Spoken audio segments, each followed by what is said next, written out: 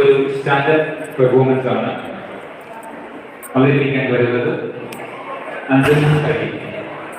Hello, കുറച്ച്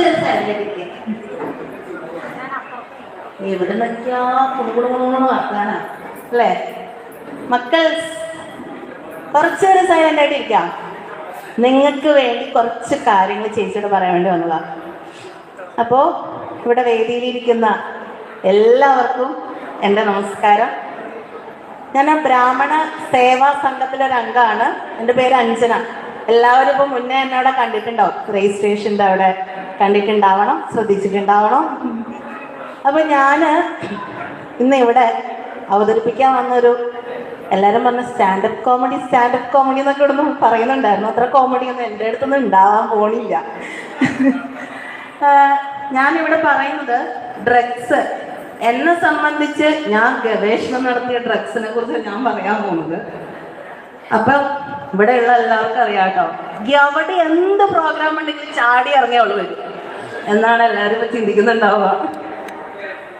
പിന്നെ ഡ്രഗ്സിന്റെ കാര്യം പറഞ്ഞപ്പോൾ ചോദിച്ചിട്ടുണ്ടാവും, എല്ലാവരുടെ ചിന്തയിൽ എന്താണെന്നറിയോ, ഇവർക്ക് എന്താ ഈ ഡ്രഗ്സിനെ കുറിച്ച് അറിയാം ഇത്രയ്ക്കൊക്കെ. എന്നാൽ ഞാൻ അറിയാത്ത കുറെ ഡ്രഗ്സ് ഒക്കെ അറിഞ്ഞിട്ടാണ് ഞാനിവിടെ വന്നിരിക്കുന്നത്. ഡ്രഗ്സിനെ കുറിച്ച് പറയുമ്പോൾ എൻ്റെ കോളേജ് കാലഘട്ടം എനിക്ക് ഓർമ്മ വരാം. എന്താണെന്നറിയാവോ, 2013-14 കാലഘട്ടം. പക്ഷെ ഡ്രഗ്സിനെ കുറിച്ച് നിങ്ങളോട് പറയുന്നതിന് മുന്നേ ഞാൻ ഇതിനെക്കുറിച്ച് PhD ഒന്നും എടുത്തിട്ടില്ല, ഗ്രാജുവേഷൻ ലിറ്ററേച്ചറിൽ മാത്രമേ എടുത്തിട്ടുള്ളൂ.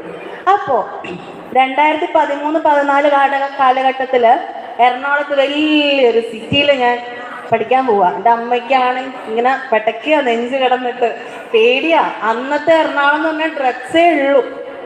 ഫോർട്ട് കൊച്ചിയിലൊക്കെ പോയി കഴിഞ്ഞാൽ ഫോർട്ട് കൊച്ചിയിൽ നിന്ന് കുറേ കുട്ടികൾ വരുന്നത്, ഇവരൊക്കെ വരുന്നതേ ഡ്രഗ്സ് യൂസ് ചെയ്ത് നമുക്ക് പേടിയോ ഇവരെ കാണുമ്പോൾ. അപ്പോൾ ഇവിടെ 2013-14 കാലഘട്ടത്തിൽ അവിടെ പോയി പഠിച്ചത് എന്തിനാണെന്നറിയാവോ, വലിയൊരു ഫാഷൻ ഡിസൈനിങ് ചെയ്യാനായിട്ടാണ് പഠിച്ചത്. പക്ഷെ എനിക്ക് അവിടെ പോയപ്പോൾ മനസ്സിലായി ഞാൻ ഡിസൈനറൊന്നും ആവാൻ പോണില്ല. എന്താണെന്നറിയാവോ, ഓരോ ദിവസം കുറേ പൈസ നമ്മളിങ്ങനെ വെക്കണം. അതുകൊണ്ട് എനിക്ക് മനസ്സിലായി എൻ്റെ അമ്മേനെ കൊണ്ട് താങ്ങാൻ പറ്റത്തില്ല. അതുകൊണ്ട് ഞാൻ തന്നെ എൻ്റെ ആഗ്രഹം ഞാൻ അവിടെ അവസാനിപ്പിച്ചു. ഇനിയും അവസരമില്ലേ, നമുക്ക് കിടക്കല്ലേ നമുക്ക് അങ്ങോട്ട്, അതുകൊണ്ട് അത് വേണ്ടാന്ന് വെച്ചു. എന്നിട്ട് ഞാൻ അവിടെ ഏതെങ്കിലും ഒരു കോഴ്സ് ചെയ്യണ്ടേന്ന് വെച്ചിട്ട് ഞാൻ ചെയ്തു. ഈ 10, 21, 22 വയസ്സ് നമുക്ക് അങ്ങനെയാ, ഒന്നും ഉണ്ടാവില്ല. നമ്മുടെ ധ്യാൻ ചേട്ടനില്ലേ, ധ്യാൻ ശ്രീനിവാസൻ ചേട്ടൻ പറഞ്ഞിട്ടുണ്ട് ഒരു റീലില്, നമുക്ക് 22, 23 വയസ്സ് വരെ എന്തിനാ നമ്മൾ പഠിക്കണേ, എന്തിനാ ഇതൊക്കെ ചെയ്യുന്നൊരു ബോധം ഉണ്ടാവില്ല. അങ്ങനെ തന്നെ ബോധം തന്നെയായിരുന്നു എനിക്കും. എന്തെങ്കിലും ഒരു ഡിഗ്രി എടുക്കണം എന്ന് വെച്ചിട്ട് ഞാൻ ചെയ്തു. അങ്ങനെ അവിടുന്ന് നമ്മളെ ക്ലാസ്സിൽ എല്ലാവരുടെ ഫ്രണ്ട്സ് ആവും. പക്ഷെ എന്നെ എപ്പോഴും ഫ്രണ്ട് ബെഞ്ചിൽ ഇരുത്തുള്ളൂ. 1ാം ക്ലാസ് തൊട്ടാതെ ഡിഗ്രി ഫൈനൽ വരെ ഞാൻ ഫ്രണ്ട് ബെഞ്ചിൽ തന്നെയായിരുന്നു. അപ്പോൾ അവിടെ വെച്ചിട്ട് ഞാൻ ഒരു ഫ്രണ്ടിനെ പരിചയപ്പെട്ടു. എൻ്റെ സെയിം ബെഞ്ചിലായിരിക്കുന്നത്. ആള് തലശ്ശേരിക്കാരിയാണ്. തലശ്ശേരി എന്ന് പറയുമ്പോൾ എനിക്ക് ഭയങ്കര ഇഷ്ടമാട്ടോ. എന്താ കാരണം എന്ന് വെച്ച് കഴിഞ്ഞാൽ എൻ്റെ അച്ഛൻ്റെ നാട് തലശ്ശേരിയാണ്. തലശ്ശേരി എന്ന് പറയുമ്പോൾ അച്ഛൻ്റെ തറവാടും വലിയ വരാന്തിയും എല്ലാവരും കൂടി ഇരുന്ന് വർത്താനും. നമ്മുടെ ചെറിയ കുട്ടികൾക്ക് ഒരു ഗ്യാങ് ഉണ്ടാവും, വലിയവർക്കൊരു ഗ്യാങ് ഉണ്ടാവും, ആണുങ്ങൾക്ക് വേറൊരു സഭയുണ്ടാവും. അങ്ങനെയൊക്കെയായിരുന്നു. ഇപ്പം എന്താ, ആ വലിയ വരാന്ത പോയി കുഞ്ഞു വരാന്തയായി. ആർക്കും എങ്ങോട്ടും പോവും വേണ്ട, ആർക്കും ആരോട് സംസാരിക്കാൻ വേണ്ട. എന്താ പണ്ടത്തെ മുത്തശ്ശിമാര് ചുണ്ണാമ്പ് തേക്കുന്നത് പോലെ ഇപ്പോൾ ഫോൺ തോണ്ടിക്കൊണ്ടിരിക്കുന്ന നമ്മുടെ പരിപാടി. അപ്പോൾ പറഞ്ഞു വന്നതെന്ന് വെച്ച് കഴിഞ്ഞാൽ തലശ്ശേരിക്കാരി ആയതുകൊണ്ട് എനിക്ക് ചെറിയൊരു ഇഷ്ടം ഉണ്ടായിരുന്നു ആളോട്. പെൺകുട്ടിയാണ്, തെറ്റിദ്ധരിക്കരുത്. അപ്പോൾ അവളുടെ അച്ഛൻ കൃഷിക്കാരനാണ്, അമ്മ ഗൾഫിലെ നേഴ്സാണ്. അപ്പോൾ രണ്ടുപേരും ഇടയ്ക്കിടയ്ക്ക് വിളിക്കുകയൊക്കെ ചെയ്യും. അച്ഛൻ ഭയങ്കര സ്ട്രിക്റ്റാണ്. നമുക്ക് തന്നെ പേടിയാവും പുള്ളീനെ കണ്ടു കഴിഞ്ഞാൽ. നമ്മുടെ ഹൈച്ചേട്ടനൊക്കെ കണ്ടിട്ടുണ്ടാവും, എന്ത് ഇഷ്ടമാണെന്ന് അറിയാവോ, എന്നെ ഭാഗ്യമാണ് നമ്മുടെ അച്ഛൻ്റെ അമ്മൂൻ്റെ ഒക്കെ ഭാഗ്യം വിചാരിക്കും. അല്ല, എൻ്റെ അച്ഛൻ അങ്ങനെ തന്നെയൊക്കെയായിരുന്നു, അത് വേറെ കാര്യം. പക്ഷേ ആ അച്ഛനെ കണ്ടപ്പോൾ എനിക്ക് തോന്നുന്നത് വെച്ചാൽ എൻ്റെ അച്ഛൻ എന്തൊരു പാവ. എനിക്ക് എന്ത് എൻ്റെ അച്ഛനോട് വീട്ടിൽ പറയാം, എൻ്റെ അമ്മയോടും പറയാം. അത്രയും ഫ്രണ്ട്സ് ആയിരുന്നു എനിക്ക് എൻ്റെ അച്ഛനും അമ്മയെന്ന് പറഞ്ഞാൽ. പക്ഷെ ആ കുട്ടിക്ക് ഒന്നും പറയാൻ ആരുമില്ല. ആ ഒരു അവസ്ഥ ഒന്ന് ആലോചിച്ച് നോക്കിയേ. അപ്പോൾ എന്നോട് എല്ലാ കാര്യം പറഞ്ഞു, എല്ലാം സംസാരിച്ചു. കുറച്ചാഴ്ച കഴിഞ്ഞപ്പോൾ ആളുടെ സ്വഭാവത്തിലൊക്കെ ഒരു മാറ്റം അല്ലേ? നമ്മൾ ഫ്രണ്ട്ഷിപ്പൊക്കെ ആയിക്കഴിഞ്ഞാൽ നമുക്ക് തോന്നില്ലേ നല്ല സ്വഭാവമാണ്, നല്ല ഫ്രണ്ട്ഷിപ്പിന് ഉടമയാണെന്നൊക്കെ നമുക്ക് തോന്നും അല്ലേ? പക്ഷേ കുറച്ച് ദിവസമൊക്കെ കഴിഞ്ഞപ്പോൾ എന്തോ ഒരു സ്പെല്ലിങ് മിസ്റ്റേക്ക്, ചോക്ലേറ്റാ കൂടുതൽ കഴിക്കില്ല. എന്നോട് ചോദിച്ചിട്ടുണ്ട്, ഞാൻ കഴിച്ചില്ല ഭാഗ്യത്തിന്. എൻ്റെ അമ്മയുടെ ദൈവവിളിയോണ്ടായിരിക്കും ഞാൻ കഴിക്കാൻ. ഇത് മാറ്റം കണ്ടപ്പോൾ ഞാൻ കോളേജിലെ പ്രിൻസിപ്പാളിനെ പോയി കണ്ട് സംസാരിക്കുകയില്ല. എന്ന് വെച്ചാൽ സാർ അത്രയും പാവമാണ്, നമുക്ക് എന്തും സാറിനോട് പറയാം. അവനോട് പോയി സംസാരിച്ചു. സാറ് പറഞ്ഞു, നാളെ ആ കുട്ടിയുടെ അച്ഛൻ ഇവിടെ ഉണ്ടാവും, അന്നേരം ഇവിടെ ഉണ്ടായിരിക്കണം, ആ ഉറപ്പ് അനുസരിച്ച് തരാൻ പറ്റുമെന്ന് ചോദിച്ചു. എനിക്കപ്പൊന്നും അറിയില്ലായിരുന്നു. എൻ്റെ അമ്മ പറഞ്ഞായിരുന്നു വയ്യാവേലിക്കൊന്നും പോകണ്ടെന്ന്. പക്ഷെ പറ്റത്തില്ല, എൻ്റെ ഒരു ഫ്രണ്ട് അല്ലേ, ഞാനല്ലേ അതിന് കൊണ്ടുവരണ്ടേ എന്നൊരിതുണ്ടായിരുന്നു. പിന്നെ ഞാൻ പിറ്റേ ദിവസം ചൊക്കണിക്കിനെ താമസിക്കുന്ന ഞാനപ്പോൾ അവിടെ നിന്ന് ഞാൻ രാവിലെ ബസ് കയറി. ബസ് സ്റ്റോപ്പിൽ ഇവിടെ ഇറങ്ങുന്നില്ല. ഇവിടെ വിളിച്ചിട്ട് ഞാൻ ഇറക്കിയായിരുന്നു. പക്ഷെ അത് കഴിഞ്ഞിട്ടാണ് ഞാൻ കുറെ കാര്യങ്ങൾ അറിഞ്ഞത്. ആ സമയത്ത് ഭഗവാൻ എന്നെ കൊണ്ട് ചെയ്യിച്ച കുറെ കാര്യങ്ങളായിട്ട് എനിക്ക് തോന്നിയത്. അപ്പോ ഇവിടെ എന്താ സംഭവിച്ചാൽ കോളേജിലേക്ക് വന്നു, സ്വാഭാവികമായിട്ട് ക്ലാസ്സിൽ കയറിയിരുന്നു. സാറ് സ്വാഭാവികമായിട്ട് അവളെ വിളിച്ചു. അവിടെ അച്ഛനുണ്ട്, പ്രിൻസിപ്പാളുണ്ട്. അച്ഛൻ ഹാപ്പിയായി മോളെ കണ്ടപ്പോഴേ. മോളെ കൈവിട്ട് പോയിന്ന് അച്ഛൻ വിചാരിച്ചത്. സംഭവം എന്താണെന്നറിയാമോ? അന്ന് അവളെ എറണാകുളത്ത് നാട് കെടുത്താൻ പോകുമായിരുന്നു. സത്യം പറഞ്ഞ അവിടെ എനിക്ക് വല്ലാത്തൊരു എന്താ പറയാ സന്തോഷം ഇപ്പോഴും അതെ, അത് ഉള്ളിൽ ഇങ്ങനെ കിടക്കുക. അപ്പോൾ അന്ന് എന്നാ ഭഗവാൻ അങ്ങനെ ചെയ്തില്ലായിരുന്നെങ്കിൽ ഇന്നവളെ എവിടെയോ എത്തിയേനെ, ഏതോ ഒരാളുടെ അടുത്ത് എത്തിയേനെ അല്ലേ? ഇന്നാളെ ഹാപ്പി ആയിട്ട് കല്യാണമൊക്കെ കഴിഞ്ഞ് ഹാപ്പി ആയിട്ട് ജീവിക്കുക. പക്ഷേ ഇത് ഇന്നും എനിക്കും അവളുടെ അച്ഛനും പ്രിൻസിപ്പാളിനെ അറിയുള്ളൂ. അവൾക്കറിയില്ല ഞാൻ ഇതിൻ്റെ ഇടയിൽ കിടന്ന് കളിച്ചേന്ന്. അപ്പൊ ഇത് പറയാനായിട്ടുള്ള കാരണം ആ കുട്ടിക്ക് ഫ്രീഡം ഉണ്ടായിരുന്നില്ല. അച്ഛനോട് അമ്മയോട് സംസാരിക്കാൻ പറ്റുന്നില്ല ആ കുട്ടിക്ക്. അല്ലെ? എനിക്കിപ്പം എൻ്റെ അമ്മയുണ്ടല്ലോ, എൻ്റെ അമ്മ ഞാനൊരു 10,000 പ്രാവശ്യം പറഞ്ഞ കാര്യം എനിക്ക് വീണ്ടും വീണ്ടും പറഞ്ഞുകൊണ്ടിരിക്കണം. എന്നാൽ ആദ്യമായിട്ട് കേൾക്കണ പോലെ ഇരിക്കും. ഭയങ്കര സംഭവം കേട്ടോ അത്. പക്ഷെ എനിക്ക് അമ്മ ഒരു കാര്യം പറഞ്ഞ് വീണ്ടും പറയുമ്പോൾ എനിക്ക് ദേഷ്യം വരും. അമ്മേനല്ലേ ഇപ്പം നേരത്തെ കുറച്ച് മുന്നേ പറഞ്ഞത്, ഈ കാര്യം തന്നെയല്ലേ പറഞ്ഞു തുടങ്ങിയത്. അപ്പോഴാണ് അമ്മ പറഞ്ഞത്, നീ 10,000 പ്രാവശ്യം പറഞ്ഞുകൊണ്ടിരിക്കണ കാര്യം ഞാൻ ആദ്യമായിട്ട് കേൾക്കുന്ന എന്നെ വേണ്ടേ, എനിക്ക് വേണം ഒരു അവാർഡ് തരാനെന്ന് പറഞ്ഞു. അപ്പൊ നമ്മൾ സ്നേഹം കൊടുക്കണം അല്ലെ? അമ്മ ജോലിക്ക് വേണ്ടിയിട്ട് ഗൾഫിൽ പോയി, ശരിയാ, നമുക്ക് പണമില്ലാണ്ട് ഒന്നും ആവത്തില്ല അല്ലേ? അപ്പോൾ പണമില്ലാണ്ട് ആവില്ല. പക്ഷേ അതിൻ്റെ കൂടെ ചെറുപ്പം തൊട്ട് പറയുകയാണെങ്കിൽ ഒരു 6 വയസ്സ് തൊട്ട് നമ്മൾ ആ സ്നേഹം കൊടുക്കണം. എന്തിനാ ഈ 6 വയസ്സെന്ന് പറഞ്ഞു കഴിഞ്ഞാൽ നമ്മുടെ ഉപനിഷത്തുകളുണ്ട്. എത്ര ഉപനിഷത്തുകളുണ്ട് കുട്ടികൾക്ക് പറയാൻ പറ്റുമോ? പറ. നമ്മുടെ BKSൽ വലിയ യുവജനവേദിയും ഒക്കെ ഉണ്ട്, അവർക്ക് പറയാൻ പറ്റുമല്ലോ. എത്ര ഉപനിഷത്തുകളുണ്ട്? നമുക്ക് ഒത്തിരി ഉപനിഷത്തുകളുണ്ടായിരുന്നു. എത്രയായിപ്പോ? 4 ഉപനിഷത്തുകളേ ഉള്ളൂ അല്ലേ? ഏതൊക്കെയാത്? വേദങ്ങൾ 4 സോറി, വേദങ്ങൾ 4. കുറേ വേദങ്ങൾ ഉണ്ടായിരുന്നു, അതിൽ 4 വേദങ്ങൾ. ഏതാ മക്കളെ അറിയാവോ? ഋഗ്വേദം, യജുർവേദം, സാമവേദം, അഥർവേദം. ഇത്രയുണ്ട്. ഈ വേദങ്ങളിൽ പറയുന്ന ഒരു കാര്യം എന്താ വെച്ച് കഴിഞ്ഞാൽ, നമ്മൾ 6 വയസ്സിൻ്റെയും 10 വയസ്സിൻ്റെ ഇടയിലാണ് എന്താ, നമുക്ക് ഒരു 12 വയസ്സിൽ വേണം പറയാം അല്ലേ?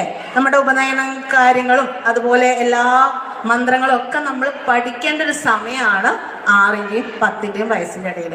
ഇത് പറയാനായിട്ടുള്ള കാരണം, ഇത്രയും ഭയങ്കര വിവരം ഉണ്ടല്ലോ ഇവർക്ക് എന്നൊന്നും തോന്നണ്ട, എനിക്ക് വിവരമൊന്നുമില്ല. ഞാൻ ശ്രീ സംസ്കാർ കേന്ദ്ര ആർട്ട് ഓഫ് ലിവിങ്ങിൻ്റെ ശ്രീ സംസ്കാർ കേന്ദ്രൻ്റെ ടീച്ചറാണ്. അപ്പോൾ അതിൽ 6ൻ്റെയും 10ൻ്റെയും വയസ്സിൻ്റെ ഇടയിൽ കുട്ടികൾക്കാണ് ക്ലാസ് എടുക്കുന്നത്. ഈ ക്ലാസ് എന്ന് വെച്ചാൽ ഞാൻ ഇതിൻ്റെ ടീച്ചറാകാൻ പോയപ്പോൾ ഇതൊക്കെ എനിക്ക് അറിയാവുന്നതാണല്ലോ ഇവിടെ ടീച്ചർ പറഞ്ഞിരുന്നേ എന്നാണ് ഞാൻ ചിന്തിച്ചത്. പക്ഷേ ഒരു ശ്ലോകം ചൊല്ലിക്കൊടുക്കുമ്പോൾ അത് എന്തിനാ അവൻ്റെ ജീവിതത്തിൽ വേണ്ടതെന്ന് വരെ പറഞ്ഞു കൊടുക്കുക. ഇപ്പം നമ്മൾ രാവിലെ എഴുന്നേറ്റ് കൈ നോക്കി കരാഗ്രി വസ്തേ ലക്ഷ്മി കരമത്തിയ സരസ്വതി കരമൂലേ സ്ഥിതോ ബ്രഹ്മ അല്ലെ ഗോവിന്ദ പ്രഭാതേ കരദർശനം. ഇത് ചെയ്തു കഴിഞ്ഞിട്ടോ അമ്മയോട് പോയിട്ട് അടി കൂടുക, അല്ല അപ്പുറത്ത് പോയിട്ട് എന്തെങ്കിലും കുരുത്തക്കേട് കാണിക്കുക, ഇതല്ല. അവർക്കത് പറഞ്ഞു കൊടുക്കണം അതിൻ്റെ മൂല്യം. നീ ഈ കൈ കൊണ്ട് നല്ല കാര്യങ്ങൾ മാത്രമേ ചെയ്യാൻ പാടുള്ളൂ. അമ്മയ്ക്ക് കൈവേദനയുടെ കൈയൊന്ന് തടവി കൊടുക്കുക. അനിയത്തിമാരോ അനിയന്മാരോ വന്ന് തല്ലാൻ വന്ന അവരോട് കുറച്ച് ക്ഷമിക്കുക. നമ്മൾ മൂത്തവരല്ലേ. അപ്പോ ഇങ്ങനെ ഒത്തിരി കാര്യങ്ങൾ അതിൽ കൂടെ പഠിപ്പിക്കുന്നുണ്ട്. മുത്തശ്ശി വൈദ്യം, അതുപോലെ കഥകള്. ഈ കഥകളിൽ കൂടി അവർക്ക് എന്താ റെസ്പോൺസിബിലിറ്റി ഉണ്ടാക്കി കൊടുക്കും. നമ്മുടെ വീട്ടിൽ ചെയ്യേണ്ട റെസ്പോൺസിബിലിറ്റി അവർക്ക് ഉണ്ടാക്കി കൊടുക്കും. അങ്ങനെ ഒത്തിരി കാര്യങ്ങളുണ്ട്. അപ്പോൾ ഈ 6ന്റെയും 10ന്റെ വയസ്സിന്റെ ഇടയിൽ പെൺകുട്ടികൾക്ക് മാത്രം മതിയോ എല്ലാ കാര്യങ്ങളും പറഞ്ഞു കൊടുക്കേണ്ടത്? എന്താ നിങ്ങളുടെ അഭിപ്രായം? പെൺകുട്ടികൾക്ക് മാത്രം മതിയോ മോളെ? പോരാ അല്ലേ? ആൺകുട്ടികൾക്കും വേണ്ടേ? അപ്പോ പെൺകുട്ടികൾക്കും ആൺകുട്ടികൾക്കും നമ്മൾ ഒരേപോലെ എല്ലാ കാര്യങ്ങളും, നമ്മുടെ പാരമ്പര്യം, നമ്മുടെ സംസ്കാരം, എല്ലാ കാര്യങ്ങളും പറഞ്ഞു കൊടുക്കണം. ഇതിൻ്റെ ഇടയിൽ ഒരു കാര്യം പറയാൻ വിട്ടുപോയി. ചിലവർ എന്നോട് ഭക്തിഭ്രാന്തെന്ന് വിളിക്കാറുണ്ട്. എന്താ വെച്ച് കഴിഞ്ഞാല് ചെറുപ്പത്തിലേ എന്നെ ക്ഷേത്രത്തിലൊക്കെ കൊണ്ടുപോയിട്ട് പഠിപ്പിച്ചതുകൊണ്ട് മുത്തശ്ശനും മുത്തശ്ശിക്കാരും എന്നെ നാട്ടിൽ പോയി കഴിഞ്ഞാൽ വലിയ ഇഷ്ടമാണ്. അവരുടെ കൂടെ മുത്തശ്ശൻ പ്രഭാഷണം നടത്തുന്ന ആളാണ്, സപ്താഹങ്ങൾ നടത്തുന്ന ആളാണ്. അതുകൊണ്ട് എപ്പോഴും മുത്തശ്ശൻ്റെ കൂടെ ചിലപ്പോൾ കണ്ണൂർ FM പോയിട്ട് ശ്ലോകം പാടിയിട്ടുണ്ട്. അതുപോലെ തന്നെ അക്ഷര ശ്ലോകങ്ങൾ പല ക്ഷേത്രങ്ങളിൽ പോയിട്ട് മത്സരത്തിലൊക്കെ നടത്തിയിട്ടുണ്ട്. പക്ഷേ ഇവിടെ എന്നല്ല, എല്ലാവരും എൻ്റെ ഫ്രണ്ട്സ് അടക്കം പറയാറുണ്ട് എന്താ ഭക്തി ഭ്രാന്താണെന്ന് എന്ന് പറഞ്ഞിട്ടുണ്ട്. അപ്പോൾ ഇവിടെ പറയുന്നത് വെച്ച് കഴിഞ്ഞാൽ എൻ്റെ കല്യാണം വരെ മാറിപ്പോയിട്ടുണ്ട്. അതുകൊണ്ട് തന്നെ എനിക്ക് തൊടുപുഴ നാട്ടിൽ എൻ്റെ അപ്പൻ്റെ അടുത്തേക്ക് വരാനാണ് പറ്റിയത്. തൊടുപുഴ കണ്ണനെ പൂജിക്കുന്ന ആളുടെ അടുത്തേക്ക് വലിയൊരു ആഗ്രഹമായിരുന്നു, കണ്ണനെ പൂജിക്കുന്ന ഒരാളെ തന്നെ വേണമെന്ന്. അങ്ങനെ ഒരു ഭഗവാൻ എനിക്ക് അനുഗ്രഹം തന്നു. അപ്പം ഞാൻ പറഞ്ഞതെന്ന് വെച്ച് കഴിഞ്ഞാൽ നമ്മുടെ കുഞ്ഞുങ്ങളെ വളർത്തുന്ന രീതി ചെറുതായിട്ട് നിങ്ങളാരും നല്ല ആൾക്കാരല്ല എന്നല്ല ഞാൻ പറയണത്. എൻ്റെ സമൂഹത്തിൽ ഞാൻ കണ്ടൊരു കാര്യം, നമ്മളൊരു 6ന്റെയും 10ന്റെയും വയസ്സിൻ്റെ ഇടയിൽ തന്നെ എല്ലാ കാര്യങ്ങളും പറഞ്ഞു കൊടുക്കുക. സ്കൂളിൽ നിന്ന് അവർ വരുമ്പോൾ വിശേഷം കേൾക്കാനിരിക്കുക. ചായയൊക്കെ കുടിക്കുമ്പോഴേ വന്നിട്ട് ചോദിക്കുക, എന്താ മോളെ എന്നത്തെ വിശേഷം, എന്താ മോനെ എന്നത്തെ വിശേഷം ചോദിക്കുമ്പോൾ അവർ ഓട്ടോമാറ്റിക്കായിട്ട് പറയും എന്തൊക്കെയാണ് അവരുടെ വിശേഷങ്ങളും കാര്യങ്ങളും ഒക്കെ. അപ്പോൾ ഇതുവഴി എന്താ അവരുടെ ഫ്രണ്ട്സ് എന്തെങ്കിലും അവരോട് പറയുമ്പോൾ അവർ നിങ്ങളോട് വന്ന് പറയും, അമ്മ ഇന്ന് ഇങ്ങനൊരു കാര്യം പറഞ്ഞു, അച്ഛ ഇങ്ങനൊരു കാര്യം പറഞ്ഞു. അപ്പം നമുക്കതിൻ്റെ സൊല്യൂഷൻ അല്ലെ മോനെ നീ ഇങ്ങനെ പറഞ്ഞാൽ മതി, നീ അവരുടെ ഇതിലോട്ട് പോണ്ട നമുക്ക് പറയാനായിട്ടുള്ളൊരു സ്പേസ് നമുക്ക് കൊടുക്കാൻ പറ്റും. അത് ഭാര്യ ഭർത്താവിനും, ഭർത്താവ് ഭാര്യയ്ക്കും, മക്കൾക്കൊരു സ്പേസ് എടുത്തു കൊടുത്താൽ അവിടെ ഹാപ്പി ലൈഫായിരിക്കും. പിന്നെ ഒരു കാര്യം കൂടി ഞാൻ പറഞ്ഞ് നിർത്തിക്കൊള്ളാം നന്ദിച്ചേട്ടാ. വേറൊന്നുമല്ല, എൻ്റെ വലിയൊരു വിഷമം ഉണ്ടായിരുന്നു. എനിക്ക് BSSൽ ഞാനൊരു സ്കിറ്റ് ചെയ്യാനായിട്ട് ആഗ്രഹിച്ചിട്ടുണ്ടായിരുന്നു. ആരും എൻ്റെ കൂടെ വന്നില്ല. വലിയൊരു സങ്കടം അത്. അപ്പോൾ യുവജന വേദിയിലാണ് നന്ദിച്ചേട്ടൻ വന്നിട്ടുണ്ടായിരുന്നു. യുവജന വേദി ഇല്ലാത്തൊരു സങ്കടമുണ്ട് എനിക്ക്. അപ്പോൾ ഞാൻ BSSലെ യുവജനങ്ങളോട് ചോദിക്കുക, എൻ്റെ കൂടെ നിൽക്കില്ലേ നിങ്ങള്? എവിടെ എൻ്റെ കൂടെ നിൽക്കില്ലേ? കണ്ടോ? അപ്പോൾ അടുത്ത് തന്നെ നമുക്ക് യുവജനവേദിയും ബാലവേദിയുള്ള പ്രവർത്തനങ്ങൾ തുടങ്ങണമെന്ന് ഞാൻ ആഗ്രഹിക്കുന്നു. അതിനുവേണ്ടി ഏതിനും ഞാൻ മുമ്പിലുണ്ടാകും. അപ്പോൾ ഇത്രയും നേരം എന്നെ സഹിച്ചു നിന്ന എല്ലാവർക്കും എൻ്റെ നന്ദി, നമസ്കാരം. ആദ്യമായിട്ടാണ് സ്റ്റാൻഡപ്പ് ചെയ്യണേ, അതിൻ്റെ തെറ്റുകളൊക്കെ ഉണ്ടാവും, എല്ലാവരും ക്ഷമിക്കണം. വളരെ നന്ദി. അടുത്തതായിട്ട് ഒരു സംഘനൃത്തമാണ്. സ്റ്റേജിൽ ആര്യ പ്രമോദ്, ശ്രീകല വിനോദ്. ഒരു പ്രത്യേക അറിയിപ്പുണ്ട്. നമുക്ക് എല്ലാവർക്കും വളരെ ഇഷ്ടമാണ് കൂട്ടിയിട്ടതൊക്കെ. ഇവിടെ നമ്മുടെ സദസ്സിന് പുറത്ത് കൂട്ടിയിട്ടത് ാണ്.